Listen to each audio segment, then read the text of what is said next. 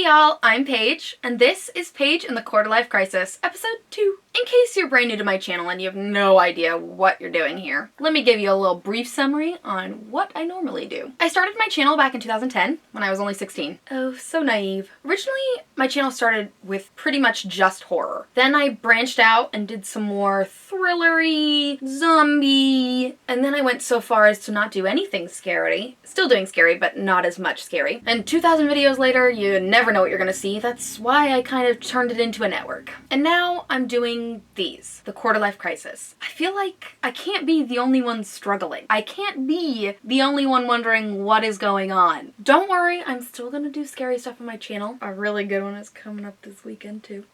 But this is sort of for me. This is kind of the first vlog I've ever sort of done. I know Random Video Monday I talk straight to camera, but usually it's just really random things about my life. And this is also about my life, but this is more about my struggles and my victories and having an open dialogue and conversation with all of you out there. In a lot of ways, I am a very typical millennial. I still live at home. I don't have a lot of money saved. I don't have a real job. I post a lot of social media. I have tattoos. I have half my head shaved. I send a lot of memes and gifs and emojis. Don't call me.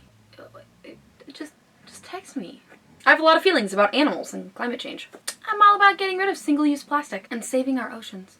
How I'm not so millennial. I don't like avocados. I don't drink coffee. I have a black bedroom. I don't online date. I don't have a ton of friends. I don't go to clubs or bars.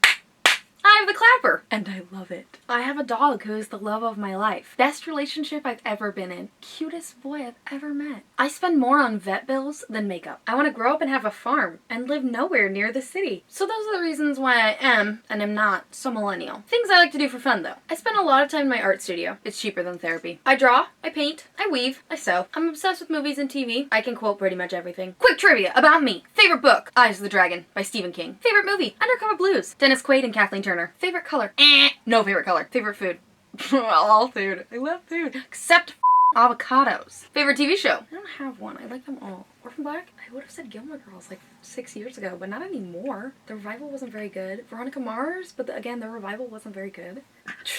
Game of Thrones, Downton Abbey, am I 80? Marvelous Mrs. Maisel season 2. Fleabag, season 2. It's definitely Orphan Black. I don't know, maybe it's Veronica Mars. I don't know. Ugh. Next question. Something I collect. Dead things. Yeah, that's right. I collect dead things. Dead thing. Dead thing. Dead thing. But not like carcasses. I don't mount deer heads to my wall.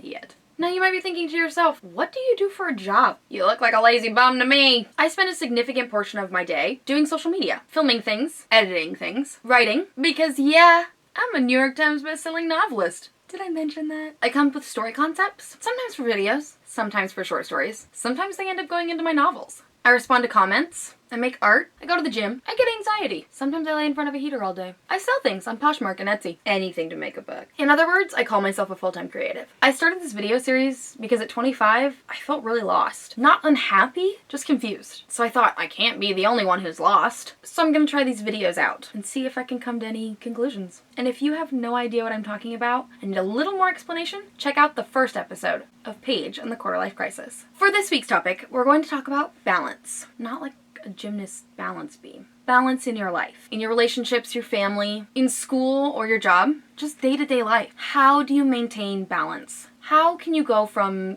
spending all day in bed to the next day an hour at the gym and then running errands and then being successful in job and all that? We need balance. I am not always very good at this. Sometimes I feel like I'm totally killing it. And then I will go weeks where I feel like I have done absolutely nothing. Sometimes I'm frantic and make crazy lists. Things that I can check off. Because what's better than checking off boxes? Sometimes it will include things like go to the gym 3 times that week. Some weeks, that's totally easy. Other weeks, it's incredibly hard. Some days, I'm incredible at remembering to do dog mom things, like feed him and walk him. Other times, he has to remind me. Sometimes, I'm really social, and then other times, I can go weeks without even texting anyone. Who can relate? I struggle so often with how I want to spend my time and how I think society thinks I should spend my time, or how I think society thinks I should spend my time. Do you get what I mean? As an adult, it feels like taking a mental health day is luxurious, something that's not necessary, like a bath bomb. Both are totally necessary. Taking a mental health day can be the difference between having a killer good week and a really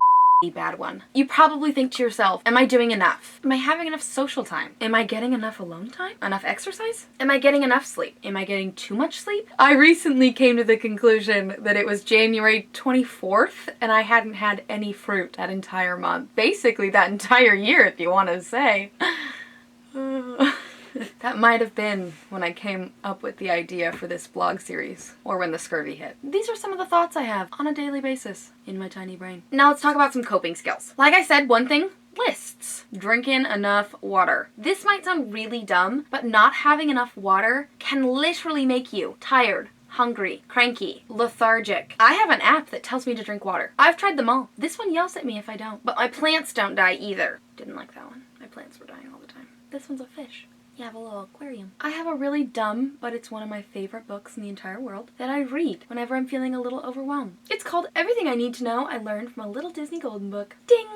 I love it so much, I give it to other people as a gift when I think they're struggling a little. No offense, Anna. Lists can be super tricky. I've tried a lot of things. Maybe it's on your phone, pen and paper, a whiteboard, whatever makes you feel super cool when you get to cross it off. I know everyone says this, but exercise, it's really important. Just 15 minutes a day. And there are so many options, especially if you live in a big town. You can do things like aerial yoga, axe throwing, that thing where you go smash giant pots and glassware, goat yoga. I know not everyone is struggling with this, or maybe not the next topic I talk about, but I think the important part of this video series is to talk about it, whether that's in the comments or face-to-face with someone. Did you know that you can do online counseling now? Like literally texting or typing on your computer. I even have a friend who talks to another friend's mom. Sometimes the most important part is just getting it out. Just speaking it aloud. Or journaling, even if it's just a bullet journal. I use an app called Dailyo. Each day you can track your progress with different activities. You can have as many activities as you want. I have activities such as went to the gym, was social, ate enough fruit, or a no spending day. At the end of a week or a month, or even just after 3 days, you can go and see how often you've done these activities. And you can put whatever you want. There's no limit, and there's lots of fun little symbols. It's a great way to track how balanced you are. It was also a great way for me to realize what I was maybe missing in my day-to-day life. And this is just a few of the things that I'm thinking about right now as I'm talking about balance. Please comment below if you have any ideas on how to balance your life. Things that have worked for you. Or if you have questions, comments, concerns, share them. And you can use the hashtag #QuarterLifeCrisis on Instagram and Twitter, or anywhere you use hashtags. Thanks for watching, guys, and join me next week for episode 3 of Paige and the Quarter Life Crisis. Don't forget to like, comment, subscribe, and share. Thanks for watching. Bill Nye the Science Guy. Bill. Have you never held a baby? Hi, sweet bubbies. Say, I was playing down there the whole episode, making lots of noise, making it hard for you to film. Ha! I do. I'm gonna put a little picture of the clapper right there. It's a plug-in, lady. Excuse me, small children running around outside. Quiet down. It's like disgusting out. What are you doing? Go home.